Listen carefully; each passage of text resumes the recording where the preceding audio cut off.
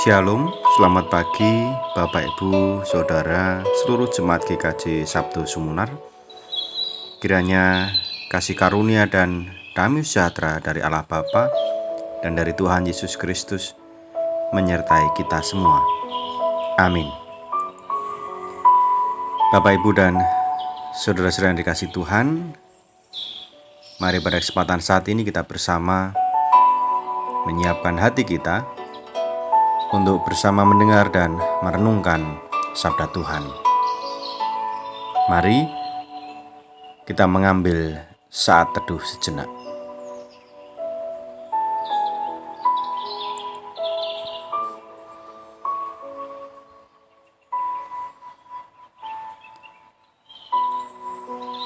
Bapa di surga, pagi ini kami bersama menyediakan hati kami untuk menjadi persemaian bagi firman-Mu.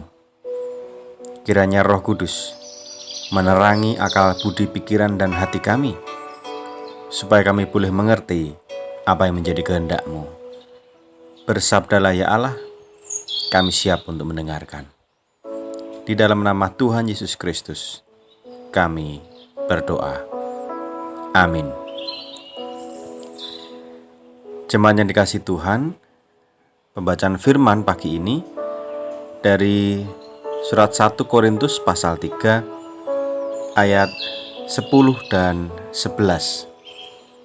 1 Korintus 3 ayat 10 dan 11 demikian. Sesuai dengan kasih karunia Allah yang dianugerahkan kepadaku, aku sebagai seorang ahli bangunan yang cakap telah meletakkan dasar, dan orang lain membangun terus di atasnya. Tetapi tiap-tiap orang harus memperhatikan bagaimana ia harus membangun di atasnya, karena tidak ada seorang pun yang dapat meletakkan dasar lain daripada dasar yang telah diletakkan, yaitu Yesus Kristus. Amin. Demikian sabda Tuhan. Tema renungan pagi ini, membangun di atas pondasi. Bapak Ibu dan saudara-saudara yang dikasihi Tuhan, kita semua tahu kalau mau membangun rumah atau suatu bangunan harus diawali dengan menyiapkan pondasi. Ini sangat penting, sebab pondasi akan sangat menentukan kekuatan dari bangunan yang ada di atasnya. Sehingga banyak teknik yang digunakan oleh para ahli bangunan guna menciptakan bangunan yang kuat, kokoh, tahan lama, dan itu dimulai atau ditentukan sejak membuat pondasinya. Tidak sembarang juga membangun atau meletakkan dasar, meletakkan pondasi.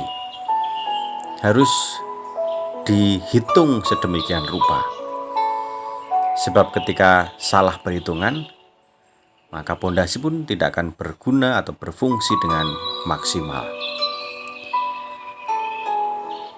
Demikian pula dalam kehidupan kita sebagai umat percaya. Kalau kita ingin memiliki bangunan kehidupan yang baik, yang kokoh, maka pondasi, dasar itu perlu dan sangat perlu disiapkan. Firman Tuhan tadi mengingatkan bahwa siapapun bisa membangun sesuatu, tetapi tidak boleh melupakan bagian dasarnya atau pondasinya.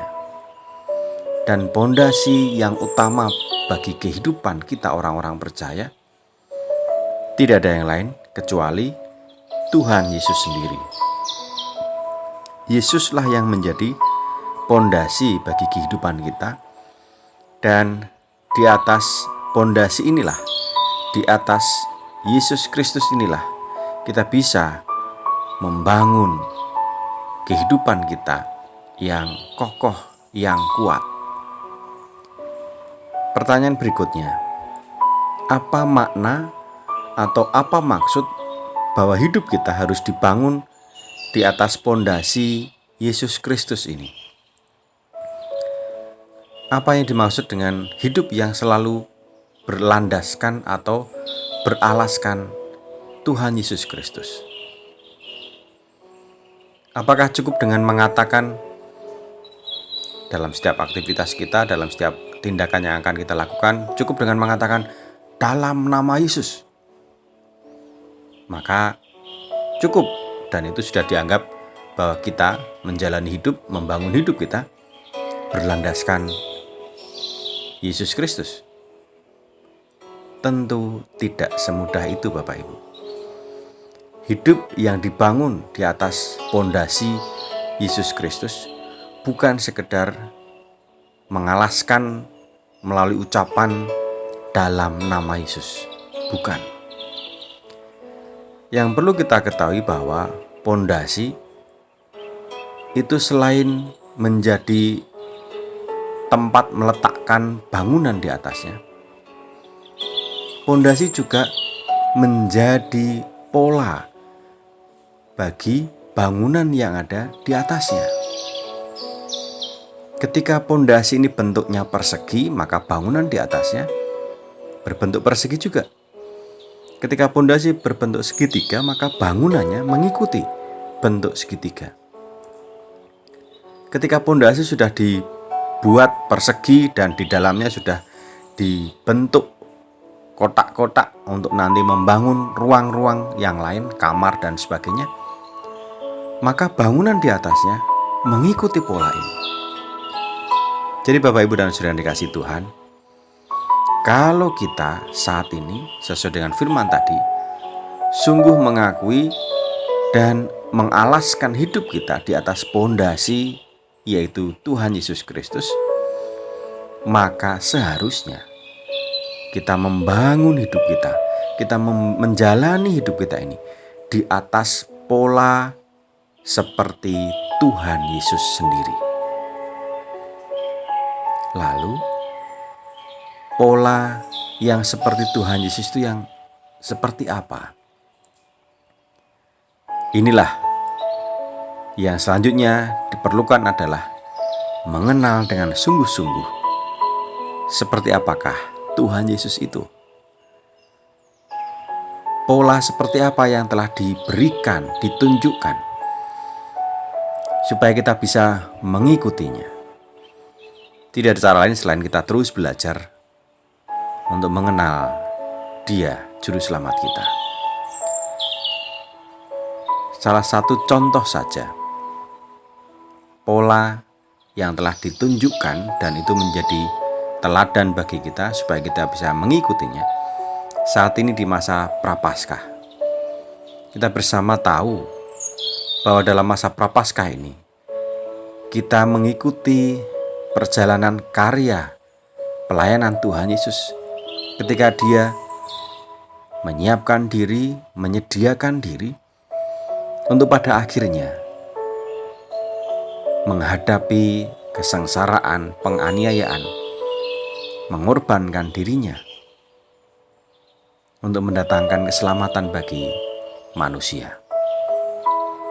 Pola memberi diri, pola berkorban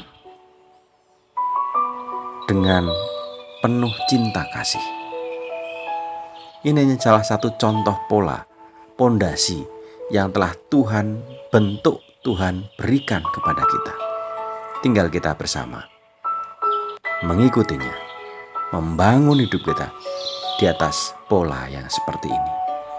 Dan tentu masih banyak lagi pola, pondasi yang Tuhan berikan bagi setiap kita.